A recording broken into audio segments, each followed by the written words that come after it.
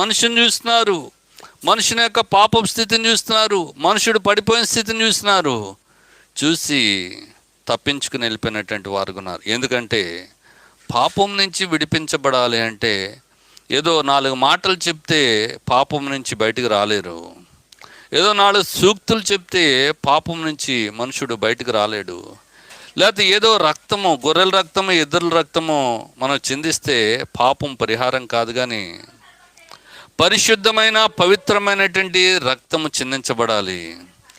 కనుక ఈ లోకంలో ఏ మనుషుడు కూడా పరిశుద్ధుడు కాదు, ఈ లోకంలో ఏ మనుషుడు కూడా పవిత్రుడు కాదు. మరి ఎవరు పరిశుద్ధుడు, ఎవరు పవిత్రులు అంటే దేవుడు మాత్రమే. ఆ దేవుడే సమరియా రూపంలో, మంచి సమరయుడు రూపంలో భూమి మీదకి దిగి వచ్చినటువంటి వాడుకున్నాడు. కన్యమరియ గర్భంలో జన్మించినారు. 33.5 సంవత్సరాలు ఈ లోకంలో జీవించినటువంటి వారు